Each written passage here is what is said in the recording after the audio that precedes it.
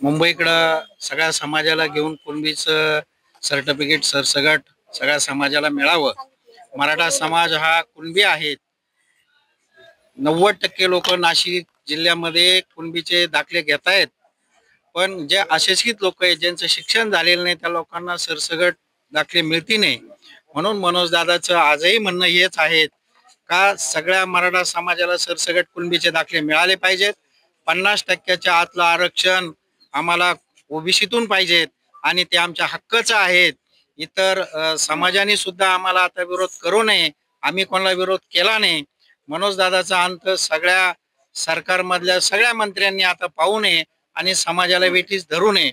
आता आम्ही मनोज दादांनी असा निर्णय घेतलेला आहे की समाजाला आरक्षण दिल्याशिवाय परत अंतरवालीत जायचं नाही आणि आम्ही सुद्धा हाच हक्क धरून आम्ही सगळेजण कालपासून लाखोच्या संख्येने वाहनाने लोक मुंबईकडे गेलेले आहेत आणि आज सुद्धा शेवट आम्ही सुद्धा लक्ष देऊन मुंबईकडे सगळ्यांना घेऊन निघतोय आणि सरकारने हा मोठा प्रश्न ताबडतोब सोडवावा। आणि 1 दिवसाची जी परमिशन आहे ही नकली परमिशन दिली होती।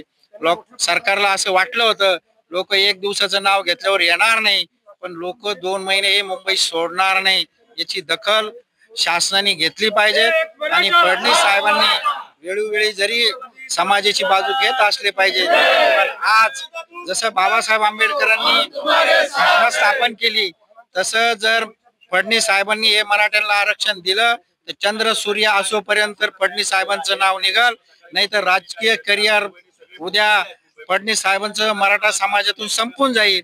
याची आठवण आणण्याचं ध्यान फडणवीस साहेबांनी घ्यावं आणि इतर ओबीसी नेत्यांचं आता ऐकू नये। ओबीसी नेता आमचा मनोज जरांगे दादा आहेत। मनोज दादा जरांगेला कुणबीचा दाखला भेटलेला आहे। आम्ही सगळे कुणबी ओबीसी आहोत, आम्हाला सरसगट कुणबीचे दाखले द्यावं आणि ओबीसी समावेश करून घ्यावं।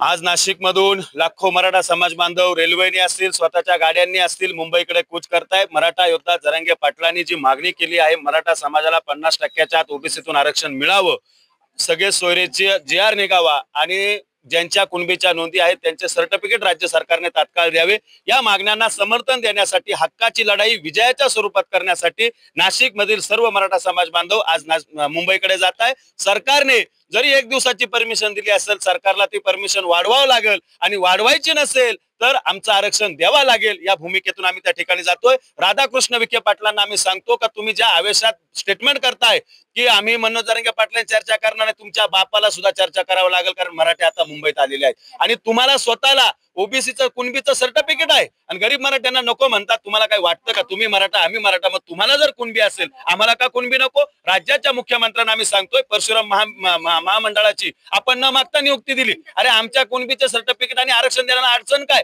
तुम्ही स्वतः राज्याचे मुख्यमंत्री आहात, आम्हाला तुमच्यावर जातीवाद हा प्रश्नच नाही। बावनकुळे साहेब आम्ही जातीवादी नाहीत, आम्ही जातीवादी असतो तर एवढ्या समाजाला आरक्षण मिळालेच नसते। राज्याच्या मुख्यमंत्र्यांना आमची विनंती आहे की तुम्ही स्वतः पुढे या, तुम्ही मोर्चाला सामोरं जा आणि मराठा समाजाला 50%च्या आत आरक्षण कसं देता येईल हा प्रश्न आमचा सोडवा, अन्यथा मराठे मुंबई सोडणार नाहीत हा आमचा दृढ निश्चय या ठिकाणी झालेला आहे।